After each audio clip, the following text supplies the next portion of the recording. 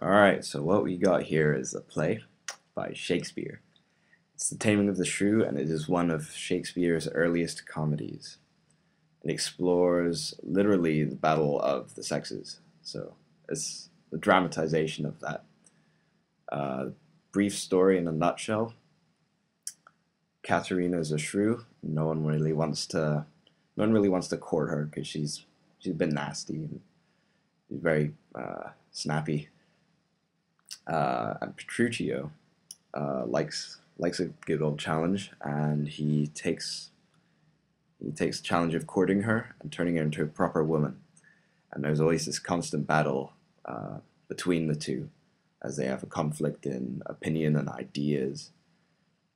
And then there's also this constant game that Petruchio is either trying to introduce to Katharina or trying to make her succumb to it. Taming of the Shrew focuses on courtship and marriage, but unlike most plays, it deals with the marriage, like life of marriage after the wedding.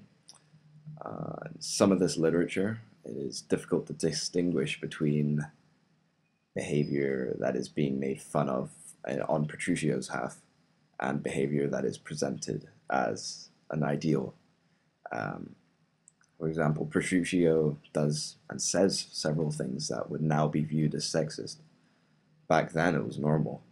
Um, there's also very big ambiguity about this, and is constant throughout the play and with the text we're about to look at. Uh, Manages to, I don't know, make fun of this sexist, well, what is now viewed as sexist behavior, um, while affirming its social validity back then and to a certain extent even now. Um, what we see here in this text is called the reveal, and what is in the reveal is what we see here is Katharina being ordered by Petruchio to take off her hat and stomp it on the floor just for him to win a bet with his friends to show that he's finally won control.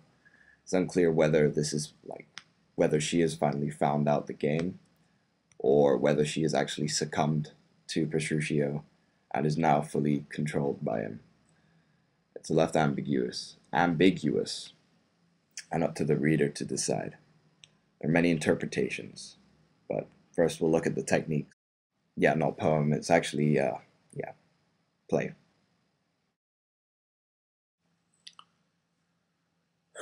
So from here,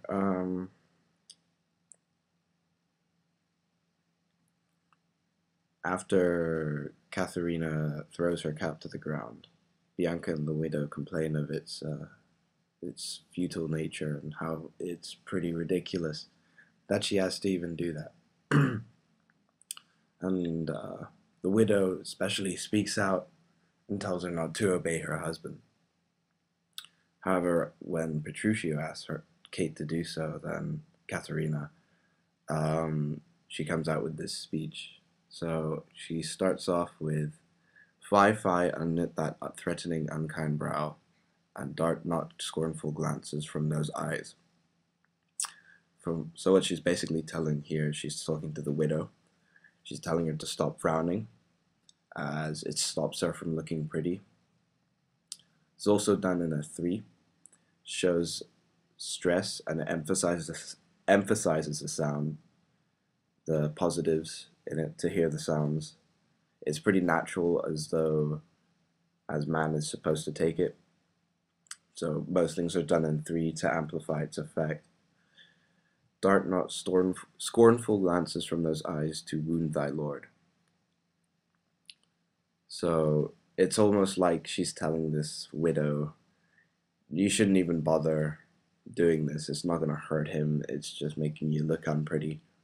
There's also allusions in this line to combat, as it relates to literally the battle of the sexes. There's also another line which refers to meads. refers to natural elemental imagery. So things like, so it's like they're relating it back to, you know, this is the natural order of things, that women should be submissive and all that stuff and should answer to their husband. Also, it relates to the preservation of beauty. Uh, yep. And blots thy beauty. She also goes on to say, confounds thy fame, which basically just means your reputation follows you. So she's already, this woman, the shrew, has already gained a reputation as being very difficult. It's also suggestive, saying that women should have a good reputation, be pretty, obedient, and nice. Right here we have plosive language, as in blots thy beauty. It sounds very, it amplifies the effect, sounds harsh almost, like she's almost spitting. Just to, yeah. Later goes on to say, a woman moved is like a fountain troubled. So it's like a, women should be like a flowing fountain that flows freely. Moved is just another word for annoyed at the time. So a woman who gets emotional is like a fountain troubled. So fountain is this thing of beauty, and when she says this, she suggests that women should always be not annoyed. Yeah, because it doesn't make the fountain flow. It's not natural. All that stuff.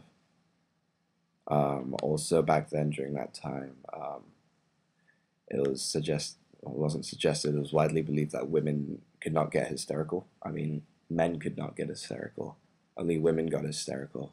So when a woman speaks out emotionally, she was seen as hysterical, as opposed to a man who was seen as passionate. Here's another example of plosive sound, thick bereft of beauty. Just add to the effect of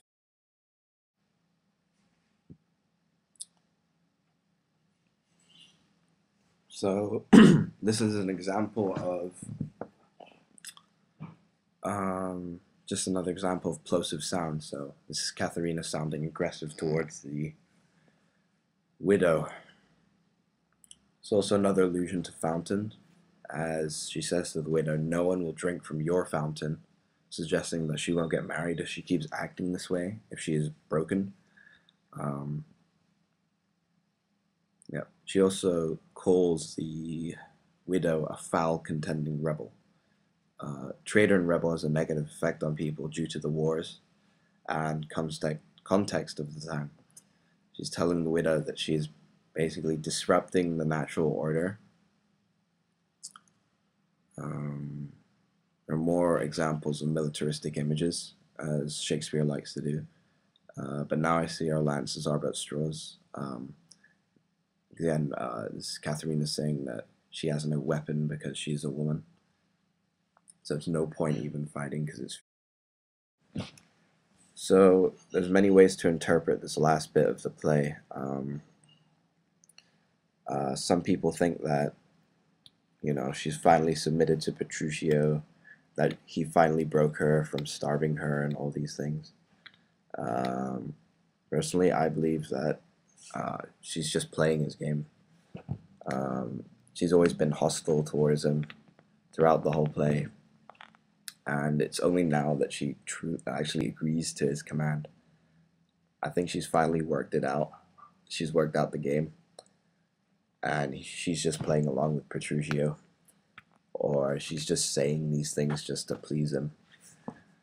It's hard to tell, it's ambiguous, and that is completely up to it, and it is completely up to interpretation how we view this passage and all that stuff. Yay. Peace out.